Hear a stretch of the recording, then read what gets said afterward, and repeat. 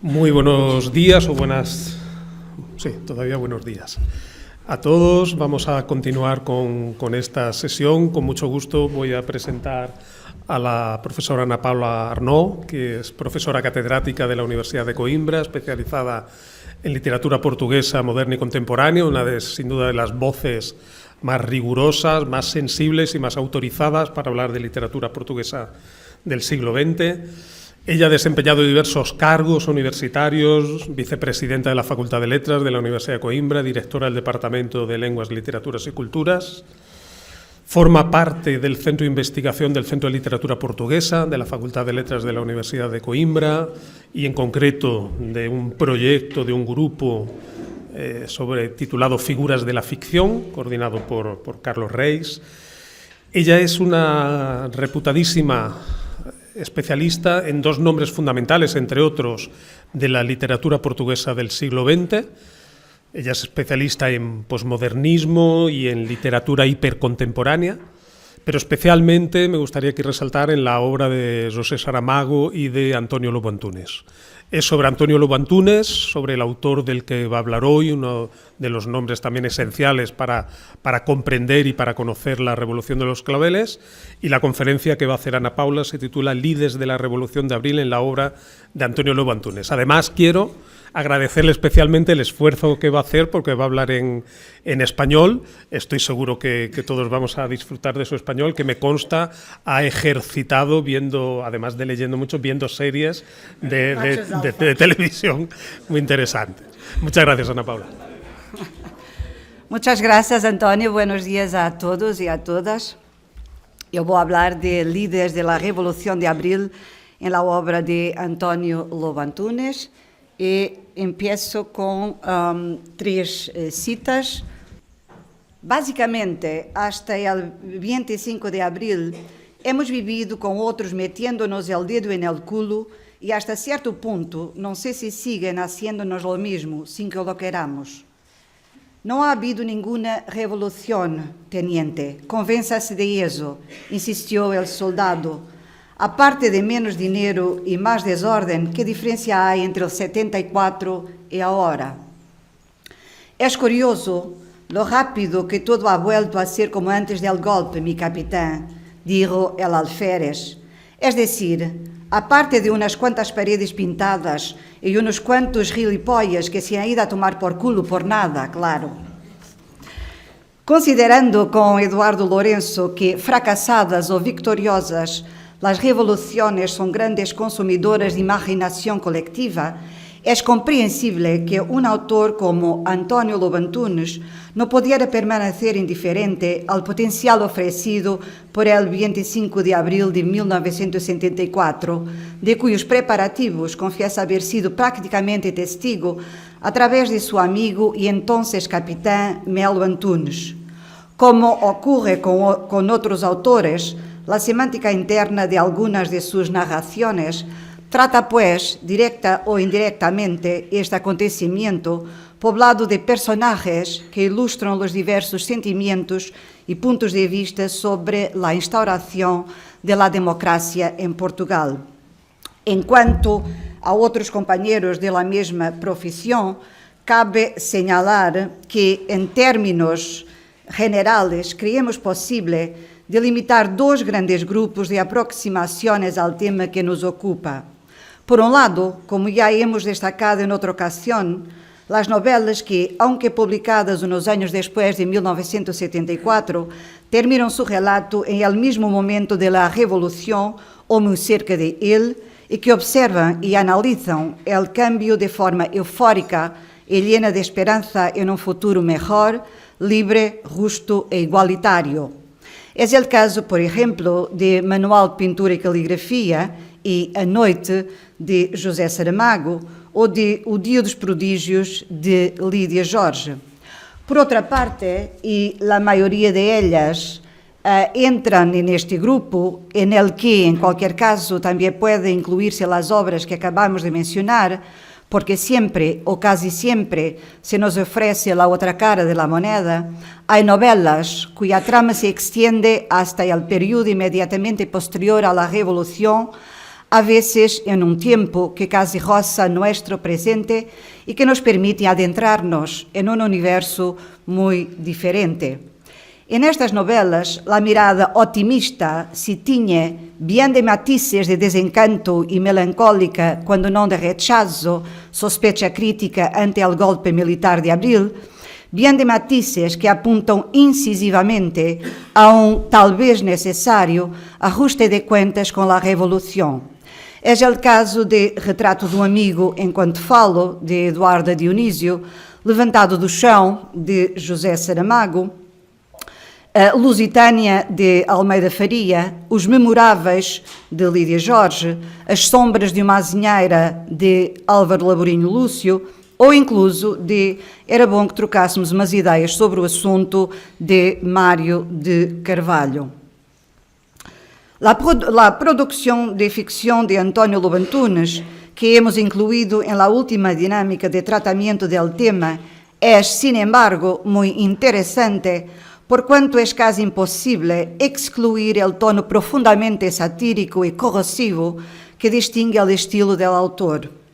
Además, por las narraciones de las que vamos a hablar, creemos necesario destacar, a pesar de todo, la ardiente vocación del abril de 1974, tanto en lo que se refiere a la forma de pensar y comportarse de ciertos personajes, como por ahora, en el plano personal, dado que estamos hablando de una obra perteneciente al llamado y asumido ciclo autobiográfico, Os Cus de Judas, en lo que se refiere a una especie de redención del silencio que, por miedo, el autor narrador mantuvo durante su paso por la guerra colonial, en la que no dio el grito de revuelta que esperaban de mí y la insumisión contra los señores de la guerra de Lisboa, las que en el cuartel de Carmo se cagaban y lloraban vergonzosamente, llenos de pánico, el día de su miserable derrota ante el mar en triunfo del pueblo, que arrastraba en su impetuoso canto como el tajo los árboles flacos de la plaza. El paso del aliento al desaliento, o simplemente el sarcasmo, a menudo virulento, que se desprende de los epígrafes con que los abrimos el texto y que marcará el modo en que algunos de los personajes de las novelas de los restantes ciclos viven la revolución, encuentra su incipit, sin embargo, en un momento temprano de la producción literaria del autor, como podemos verificar en el largo pero necesario extracto que citamos de Conhecimento do Inferno. Después del 25 de abril, por ejemplo, todos nos convertimos en demócratas. No lo hicimos porque creyéramos en la democracia, ni porque odiáramos la guerra colonial, la policía política, la censura o la simple prohibición de razonar. Nos hicimos demócratas por miedo a los enfermos, al personal menor, a los enfermeros, miedo a nuestros estatus de verdugos. Hasta el final de la revolución, hasta el 76, fuimos firmes demócratas, fuimos socialistas, reducimos los tiempos de espera en las consultas, llegamos a tiempo, conversamos atentamente con las familias, nos preocupamos por los pacientes internados, protestamos por la comida, los bichos, la humedad, los servicios sanitarios, la falta de higiene. Fuimos demócratas, Joana, por cobardía, pensó él, viendo un grupo de palomas posarse en un olivar, perturbando la tranquilidad con el ajetreo de su vuelo. Teníamos pánico de ser acusados como los pides, de ser arrestados, señalados en la calle, de que pusieron nuestros nombres en el periódico. Y tardamos en entender que incluso en el 74, en el 75, en el 76, la gente seguía respetándonos como respetan a los abades en los pueblos. Seguían viéndonos como la única ayuda posible contra la soledad y nos tranquilizamos y comenzamos a llevar periódicos de derecha doblados bajo el sobaco y sonríamos con sarcasmo al escuchar la palabra socialismo, la palabra democracia, la palabra pueblo. Sonríamos con sarcasmo, Joana, porque habían abolido la guillotina. Salvaguardando las debidas distancias entre realidad y ficción, entre autor y personaje, el fragmento citado se trae a la memoria a uno de los protagonistas de la que es, sin duda, la novela que más extensa e incisivamente presenta los contextos de la revolución. Nos referimos al oficial de transmisiones que, en Fado Alexandrino, con un grupo de otros excombatientes que regresaron de África hace unos 10 años, nos cuenta sus experiencias antes de la Revolución, en el restaurante donde cenan con otros miembros del batallón, durante la Revolución, en el Bar Boate Madrid y después de la Revolución en la Casa del Alférez, las tres partes de las que se compone el libro y en las que, entre otros, cabe destacar también los puntos de vista del soldado Abílio, del teniente coronel Artur y del alférez Jorge. En tonos que a menudo mezclam, a pesar de todo, una densa y seria conciencia ideológica con lenguaje y situaciones cómicas y o grotescas, Celestino, el oficial de transmisiones que pertenece a una organización revolucionaria de izquierda desde los años 70 y de la que acaba por renegar, poniendo en duda la seriedad de sus miembros, ejemplifica el escepticismo en los ideales propagados por la revolución. Claramente distanciado del ambiente festivo y del discurso eufórico del período inmediatamente posterior al 25 de abril, o con la voz nublada por el vino que se disolvía en su interior, nos enteramos de que estuvo preso en Caxias o enjaulado, como él dice, por la PIDE, y acabó acostumbrándose como un perro callejero anciano al patio desierto de la cárcel y a sus 3 o 4 arbolitos raquíticos. Tal vez por esta razón o por todo, el día de su liberación se describe de esta manera. Al día siguiente de la llegada de Emilio a la prisión, vino todo ese jaleo, los soldados, los aplausos, los reporteros, el ruido, la libertad, la gente saliendo por la puerta deslumbrada por tantos abrazos, tantas sonrisas, tanta alegría, tantos flashes de fotógrafos, tantas entrevistas, y yo pensando, empurrado, apretado, vitoriado, retratado, quiero volver a la litera, taparme con la almohada maloliente, envolverme en las sábanas sucias, comer el pescado podrido de los domingos, seguir ahí. La miseria solo es difícil al principio, mi capitán. Unas semanas después, como la guerra, mire, si nos quitan los andrajos, si nos vienen a robar los restos de la mierda del culo, llegamos a extrañarlo. Y yo no me apetecía ni un poco regresar al agotador activismo político.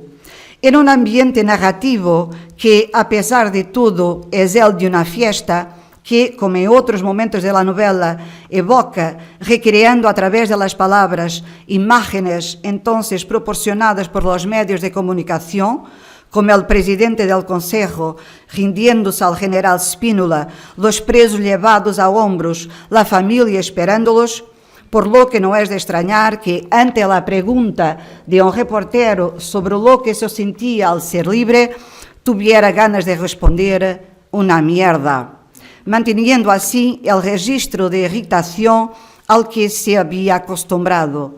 La burla y el consiguiente distanciamiento del personaje de las celebraciones de abril también se hacen evidentes en la forma en que reproduce voces anónimas que gritan sus deseos de que se construya una nueva patria, una patria sin mazmorras ni grilletes, sobre los trágicos escombros de la herencia fascista, para erigir el auténtico santuario de la igualdad en este hermoso jardín sin igual a la orilla del mar. En la misma línea, aparte de algunas diferencias con el punto de vista del oficial de transmisiones, concretamente en lo que se refiere a la conciencia ideológica y sus implicaciones en el punto de vista adoptado, el soldado Abílio, y en el mismo sentido sutil y lidio, también ve en la revolución de forma distante y descreída, aunque por motivos distintos. Mientras que las actitudes del primero se explican por su militancia revolucionaria y la progresiva sospecha de sus prácticas y políticas, las de los segundos provienen de la observación y vivencia de un lugar social real, donde el imaginario político parece corresponder tanto a la asimilación de la retórica propagandística del Estado Novo, como, en el caso de Abílio, a una mente moldeada por escenarios de ficción como el cine. No es de extrañar, por tanto, que el soldado se pregunte qué carajo es la democracia, o que no vea el nuevo escenario de abril como una revuelta seria porque no hubo ejecuciones, no hubo sangre, considerando además imposible anticipación al incumplimiento de las transformaciones anunciadas que los que mandaban antes vuelven a ocupar el Palomar después de unos años de exilio, después de unas semanas de cárcel, así que seguimos igual en esta tierra de mierda. Cabe destacar, por un lado, la forma hiperbólica en que se narra el asedio y la ocupación de los locales de la PIDE, a cuyos agentes se dá voz em A Ordem Natural das Coisas, e ontem não te vi em Babilônia, para dar conta de las injusticias a las que la revolución los sometió. Por outro lado, e esencialmente, tomar nota de la desilusão ingenuamente irónica de Abílio com lo que ele pensava que era a polícia política, pouco mais que uma divisão pública vulgar, igualita a las outras, e não um prisioneiro esquelético, ni huesos por los rincones, ni masmorras para torturas, como en las películas del Odeón, hierros al rojo vivo, grilletes, bolas de plomo, instrumentos terribles.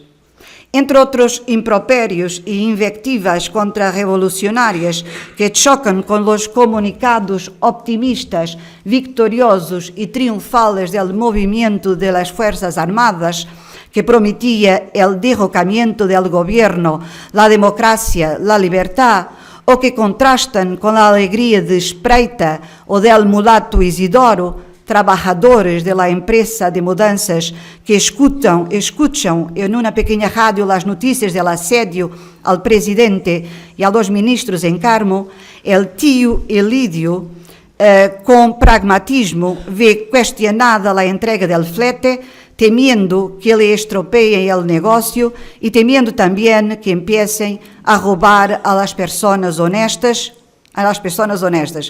Todo esto le lleva a concluir que todo es tontería pegada, un enredo, un maldito desmadre, como una mentira formidable, el mundo de repente al revés, un diluvio, un naufragio, un cataclismo, una amenaza tremenda, la vida al revés, imposible de vivirse. Sin embargo, el estado de ánimo del personaje acaba por cambiar, aunque conviene subrayarlo, en una escena cómico-grotesca que presenta la revolución como una justificación para tomar unas copas fuera del domingo habitual.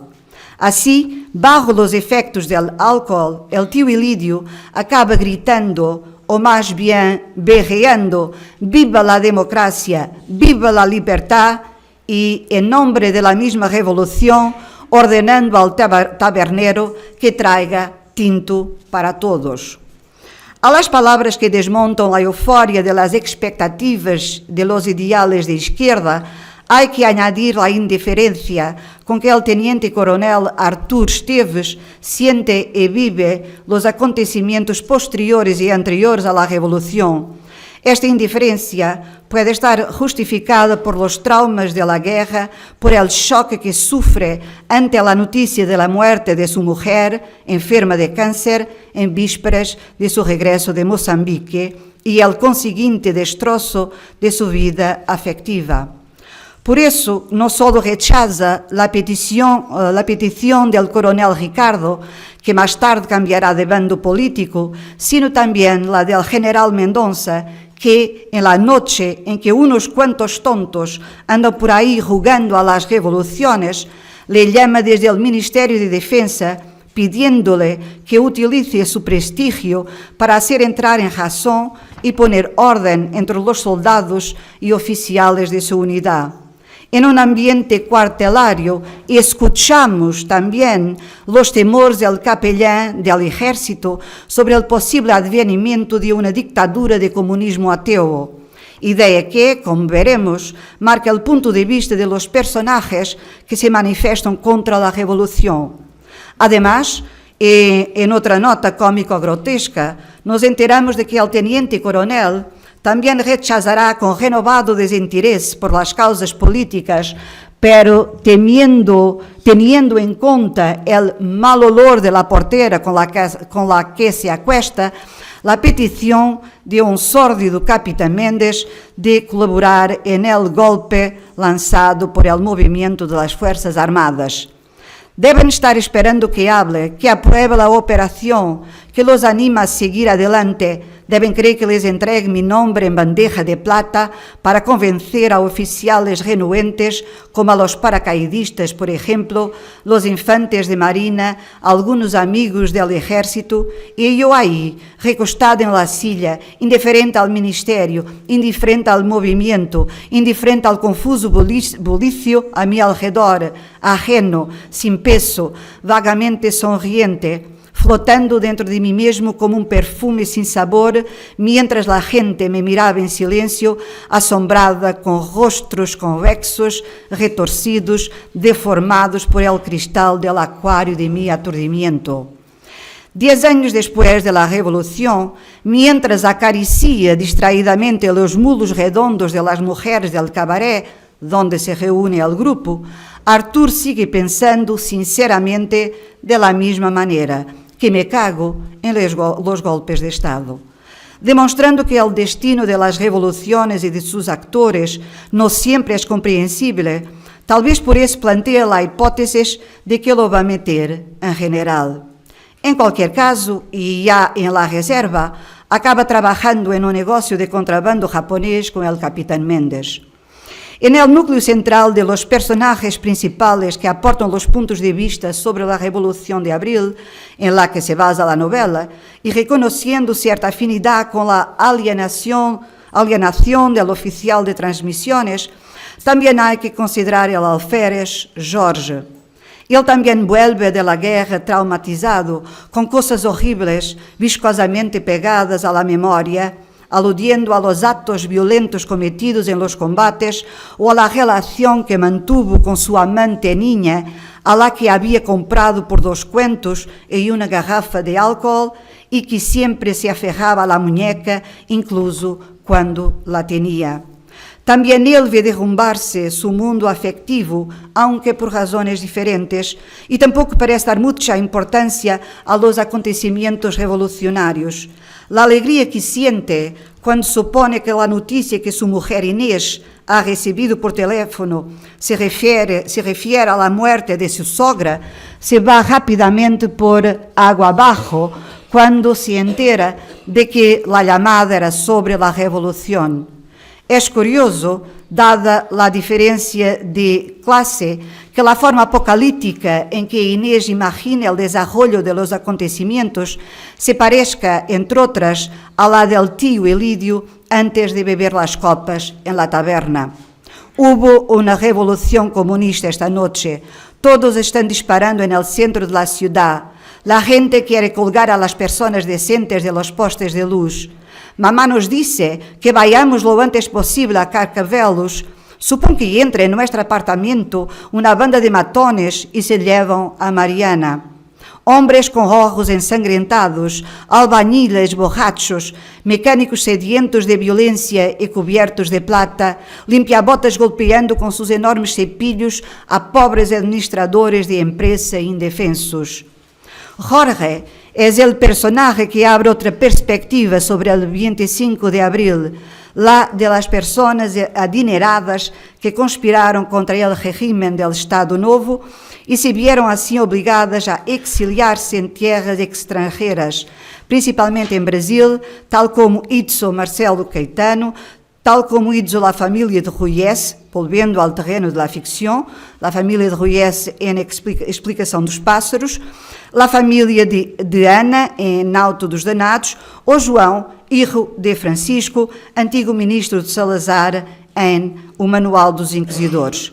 En la primera novela, a diferencia del punto de vista festivo de su hijo, que encuentra un paralelo ocasional en el de Margarida, personaje secundaria de A Morte de Carlos Gardel, en un registro que recuerda pasajes del fado alexandrino, el discurso del padre de Ruyés sobre el 25 de abril se asemeja considerablemente a el de Inés. Cabe destacar, sin embargo, que se diferencia de él por la intensa rabia e indignación, por existir sindicatos, por existir huelgas, por haberle dificultado los negocios durante algún tiempo. Consideraciones a la cual añade que el 25 de abril fue una revolución comunista que destruyó el país a merced de infantilidades y desmanes, dando una patada en ultramar o permitiendo que los lacayos de Rusia ladren en San-Bento. Apoyado por su mujer, este personaje hace comentarios reaccionarios y racistas sobre nuestra obra civilizadora en África, sobre siglos de trabajo, de ingenio y de sangre, entregados de gracia a una jauría de negros inmundos, y comentarios también sobre el inevitable deslizamiento de una tierra próspera por la pendiente hacia la ruina.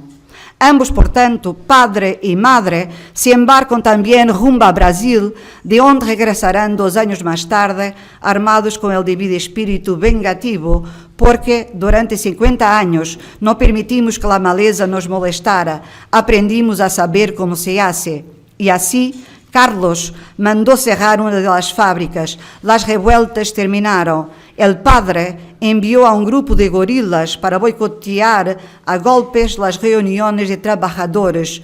El cuñado obstetra se postuló como diputado por un partido muy cristiano.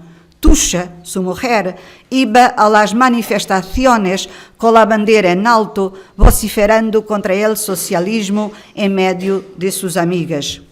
En la segunda obra, Auto dos Danados, que es tal vez, junto con el fado alexandrino, aquella en la que más extensamente se habla de la revolución y de sus consecuencias en la vida de los personajes, aunque en un marco narrativo y lingüístico más serio y por tanto más inquietante, es sobre todo Ana quien se encarga de representar una realidad cuya aparente tranquilidad es perturbada en y por la madrugada del 25 de abril.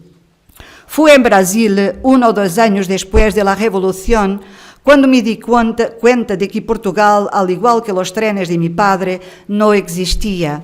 Era una ficción burlesca de los profesores de geografía e historia que crearon ríos y montañas y ciudades gobernadas por sucesivas dinastías de sirvientes de naipes a las que sucedieron, tras unos cuantos estampidos débiles de tiroteos de feria, indivíduos con perillas y lentes atrapadas en retratos ovales, observando el futuro en la severa miopía de los elegidos, para que todo se disolviera en la blanca paz sin relieve ni contornos del salazarismo, durante el cual mi familia prosperó como el carcoma en la madera, devorando el serrín de fábricas y montañas. Entendí en Brasil que las personas generalmente pobres, bajas y oscuras que se expresaban como yo hablo no eran más que los sirvientes de los profesores de historia, despojados de su colorida condición de baraja, llevando en São Paulo, bajo el brazo y atados con cuerdas, los paquetes de sus diminutas esperanzas. Antes, sin embargo, en las páginas iniciales, Nuno ya había dado en tono reaccionario con la que la revolución y sus consecuencias serían vistas por el extrato social al que pertenecía. Nos referimos a la necesidad imperiosa de huir ya en 1975, primero a España y luego a Brasil, o a la forma en que caracteriza desproporcionada y engañosamente a los personajes que componen el ambiente revolucionario.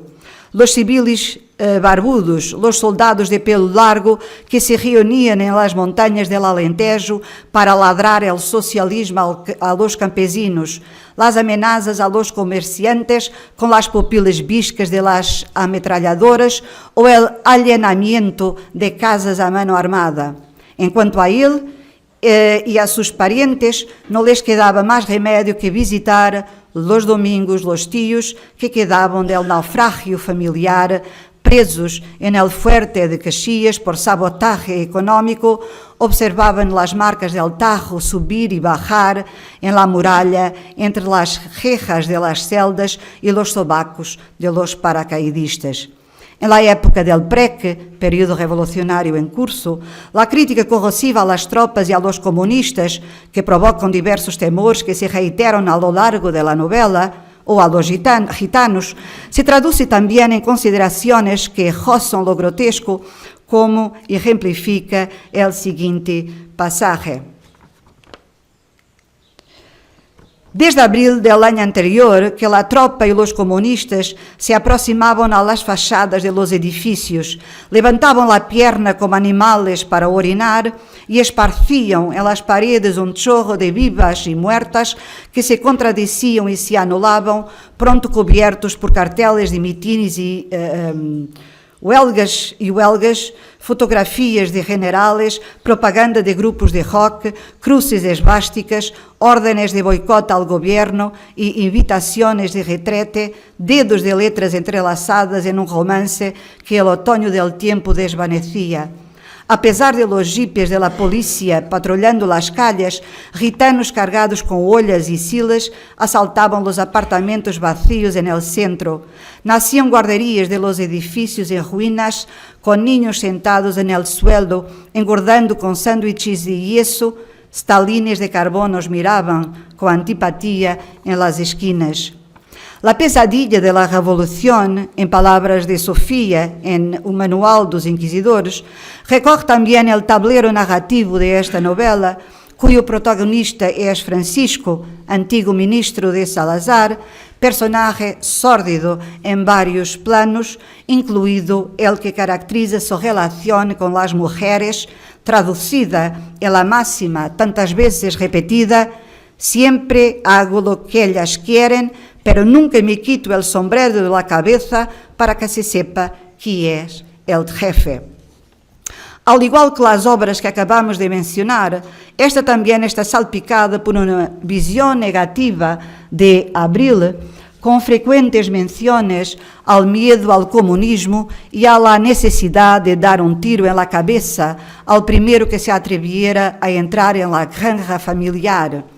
También aquí, tras la revolución, vemos a algunos personajes huir precipitadamente, una precipitación reforzada formal y semánticamente en el fragmento que citamos por el ritmo torrencial resultante de la ausencia de puntuación.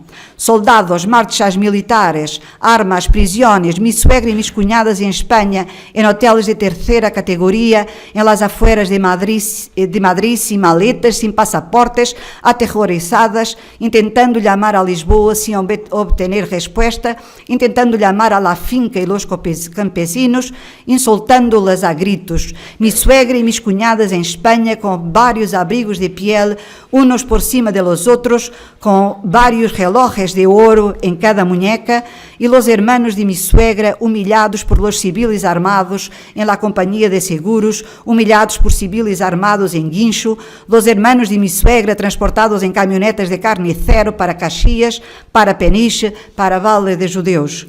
En este retrato, mayoritariamente desencantado y lleno de humor grotesco de la sociedad portuguesa de la época de la Revolución de Abril, no faltan la voz y el punto de vista de los servidores del régimen.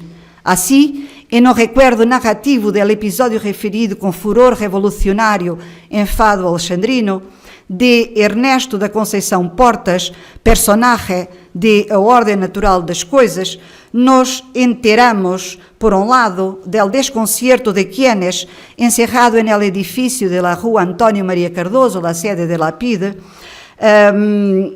rodeados por los comunistas la mañana siguiente al golpe, quemaban papeles, se asomaban por las contraventanas y trataban al azar, pistola en mano.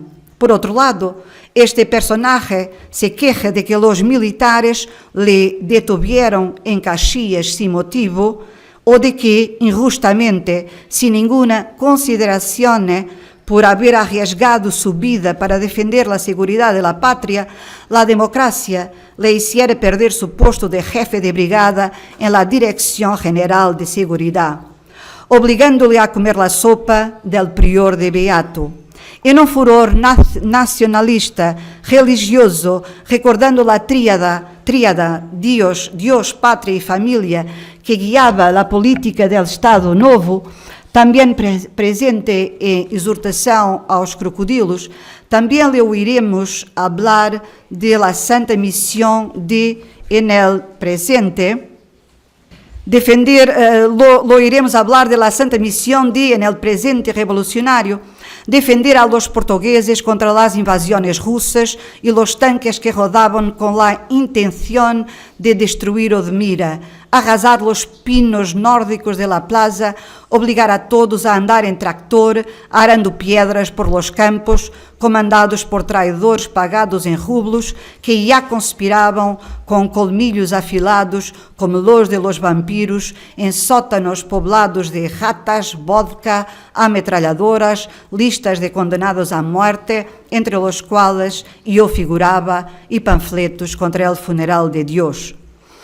De tono diferente es el punto de vista del insensible y poco compasivo agente de la PIDE, cuya voz protagoniza algunos de los capítulos de Ontem Não Te Vi en Babilonia. En los fragmentos a los que empresta su voz y en los que también se presenta como víctima de la revolución, se destacan las atrocidades cometidas y los tormentos infligidos por él y otros agentes a los enemigos de la Iglesia y del Estado que mandaban ahora, en contraste con el color de risible desprecio o humor negro que marca los recuerdos de Ernesto Portas sobre las actividades realizadas como agente de la policía política. Se aprecia, se conclui, se aprecia ou não a forma em que António Lobo Antunes aborda o tema que acabamos de apresentar brevemente, lo cierto es que, de un modo u otro, directa o indirectamente, en una línea más o menos gravemente corrosiva, cómica, caricaturesca o burlesca, o todas a la vez, las narraciones de Antunes, o casi todas, contribuyen innegablemente a la composición del retrato de lo que fue y es Portugal antes y después de la Revolución de Abril, incluida África de forma obsesiva, como sabemos. En este sentido, entendiendo de forma positiva lo que Fátima Maldonado ve como rasgos negativos y creemos en una apreciación que Lobo Antunes no rechazará, la evocación de un país purulento resulta en un amor sin altura, hardcore, como si Portugal fuera solo una revista de masturbación a la hora de la siesta o una muñeca inflable con la que se practican monólogos obscenos, imparables, imposibles de interrumpir. Muchas gracias.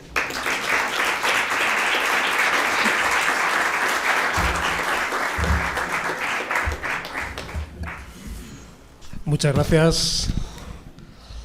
Muchas gracias, Ana Paula, por su intervención, por su estupenda intervención sobre la obra de Antonio Lobo Antunes. Tenemos unos minutos para las preguntas, para el diálogo. No sé si tenemos alguien ya en la sala o online que quiera iniciarlo. De momento online no. Sí. De momento online no, con lo cual podemos arrancar en la sala. Yo le querría hacer, si no hay nadie, empiezo yo y le hago una pregunta y una petición a Ana Paula. La pregunta sería Si en tu opinión, de toda la narrativa portuguesa en la que aparece la revolución, si Lobo Antunes es el más feroz, es decir, si en su lenguaje, en su visión, si él es más feroz.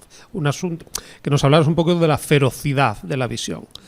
Y luego una segunda cuestión muy práctica y muy rápida era estoy seguro que aquí hay muchos alumnos que nunca han leído a Lobo Antunes, si les podías recomendar 1 o 2 títulos relacionados con la revolución, en tu opinión, ¿cuáles son las mejores aproximaciones?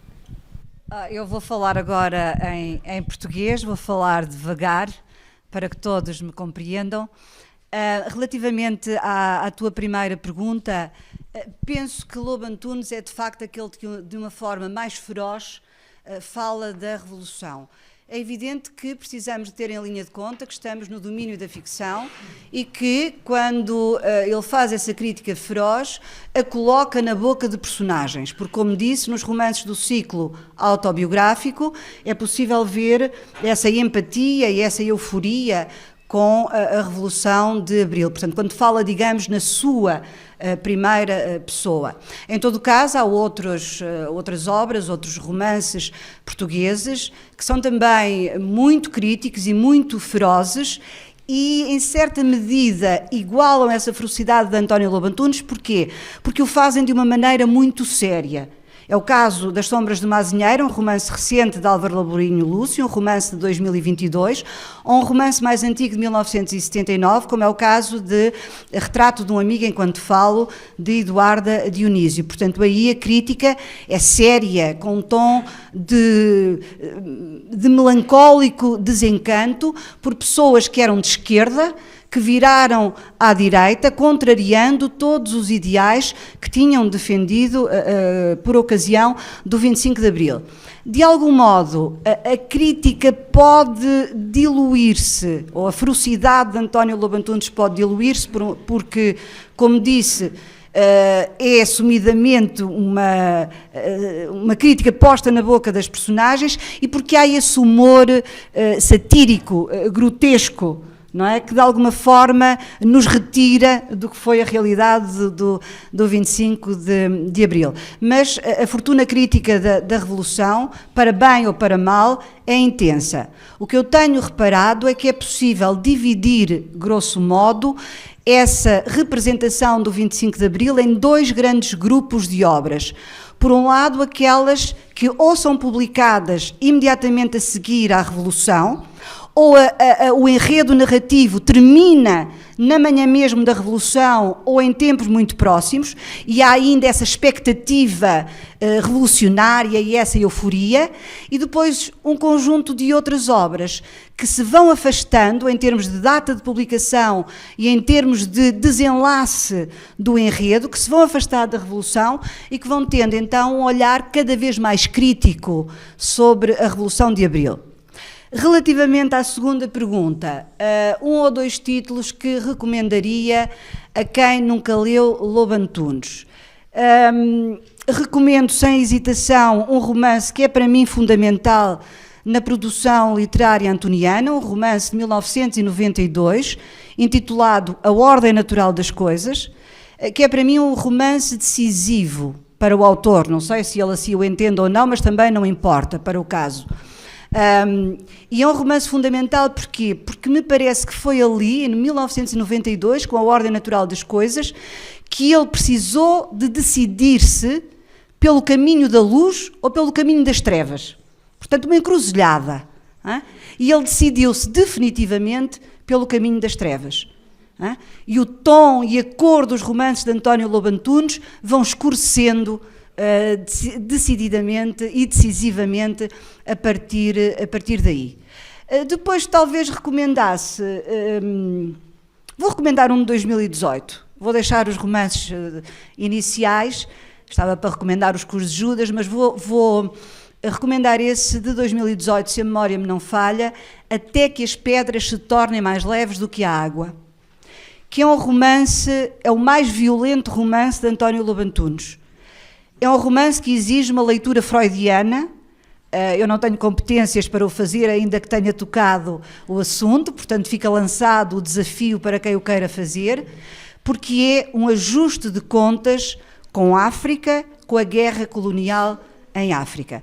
É um romance que nos diz o que vai acontecer no primeiro capítulo, um capítulo 0, e nós estamos até final do romance à espera que isso não aconteça, que é uma coisa estranha, não é? Mas estamos até final do romance à espera que isso não aconteça, e acontece. Portanto, 92 e 2017 ou 2018, até que as pedras se tornem mais leves que a água. Muchas gracias, Ana Paula. Además, ese título acaba de publicarse en español, hasta que las piedras se vuelvan más ligeras que el agua. Alfonso. Esta mañana su colega Carlos Reis dijo que se veía incapaz de hacer un comentario crítico de autores contemporáneos que están escribiendo, que falta perspectiva. Como especialista en la obra de Lobo Antunes, piensa que él es tan buen escritor como él cree, piensa que no tiene un reconocimiento que se merece. Yo creo que es importante separar la parte personal de la parte narrativa, pero él se atrevió a decir de Fernando Pessoa que un escritor que no ha follado no puede ser un gran escritor. ¿Qué es que le parece una afirmación de ese tipo? Yo no es que no sea capaz de hacer un juicio. Sí soy capaz, solo que a ellos no les gustará. Essa parte sobre a nova ficção portuguesa, aquilo que se tem vindo a chamar, não sem controvérsia, a ficção hipercontemporânea, tem sido o meu território, a minha praia, como se diria no Brasil, nos últimos anos. Sei que o meu amigo Carlos Reis, meu colega e amigo, não gosta. Não vamos agora discutir isso. Eu gosto, eu penso que, vinda eu de uma universidade tão tradicional quanto é a Universidade de Coimbra, uma das mais antigas da Europa, tenho de alguma forma de tentar contrariar esta ideia de que aquilo que se faz muito recentemente deve ser deixado para daqui a muitos anos, porque o estudo daquilo que mais recentemente se tem publicado em Portugal está a fazer grande furor no estrangeiro. Não é por isso que eu estou a estudar essa literatura, é porque de facto gosto muito, aprecio muito um Gonçalo M. Tavares, que é talvez da nova geração, aquele que é mais conhecido nacional e internacionalmente.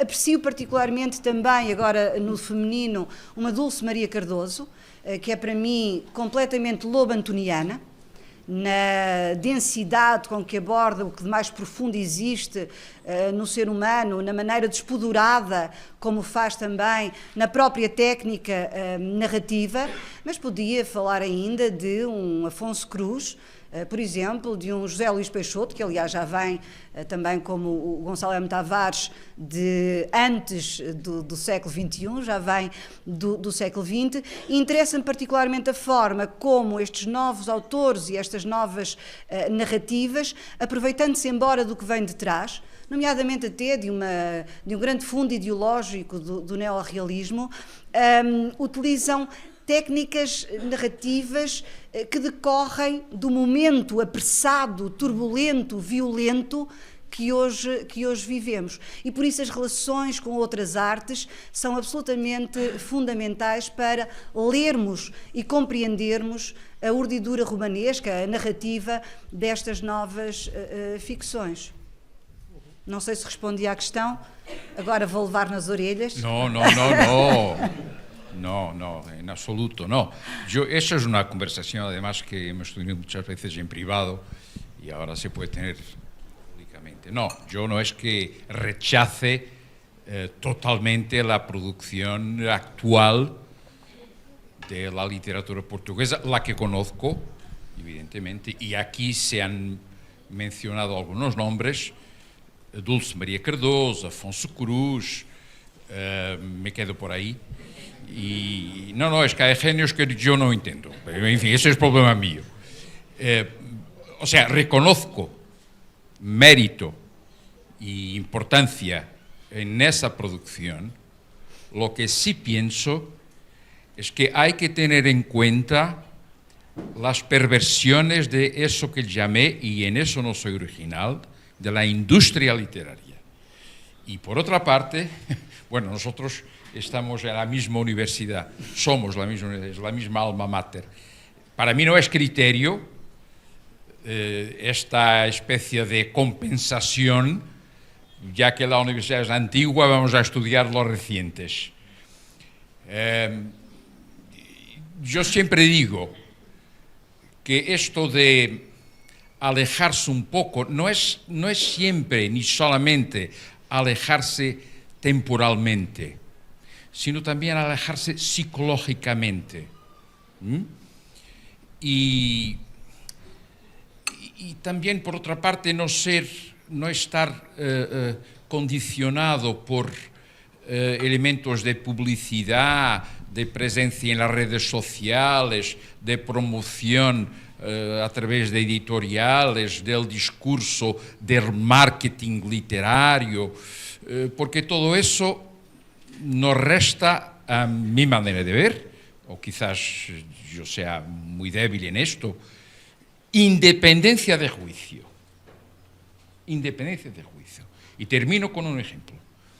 ¿Sabéis los presentes quién era Pinheiro Chagas? La mayoría no sabe quién es. Pues era un escritor importantísimo en el siglo XIX. ¿Sabéis los presentes quién era António Feliciano Castilho? Era el papa de las letras portuguesas en el siglo XIX. Y hoy día, ¿qué sabemos de ellos? Queda la interrogación y quedamos para dentro de 50 años contestar. Dentro de 50 años aquí estaremos todos, estáis ya invitados para hacer ese juicio. Última pregunta por parte del público. Quedan un minuto apenas. No, pues si no hay más y quieres cerrar ya la mesa. Sí, simplemente agradecer de nuevo a Ana Paula, agradecer a todos los presentes. Todos estos nombres, curiosamente, que han aparecido aquí como escritores jóvenes, todos tienen ya más de 50 años, ¿eh? Todos tienen más de 50 años, pero ese es otro asunto para otra mesa. Muchas gracias a todos, vamos a cambiar y a ver.